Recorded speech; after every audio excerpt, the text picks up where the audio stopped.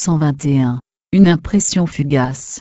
Un jour, au hasard des chemins et des lieux, croisant brièvement une personne, il eut cette impression rapide, mais suffisante pour être remarquée, qu'il émanait d'elle une paix profonde, une bienveillance naturelle.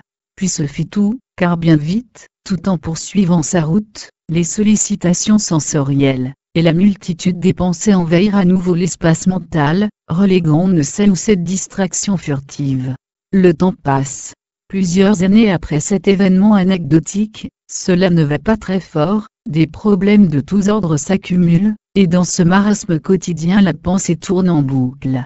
Soudain, une brèche paraît dans cet agrégat de pensées parasites, et de l'interstice surgit le souvenir de cette personne aperçue rapidement, il y a bien longtemps. Plus exactement, c'est la perception d'alors qui refait surface, ces quelques secondes à peine où la pensée semblait s'être retirée comme une vague, dévoilant un espace de quiétude et de sérénité.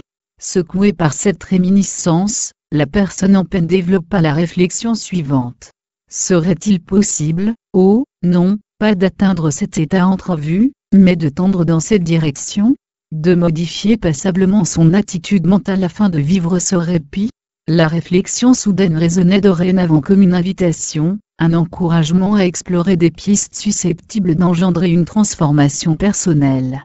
Pourtant, à l'origine, rien, pas de contact, aucun regard échangé, encore moins de suggestions proposées.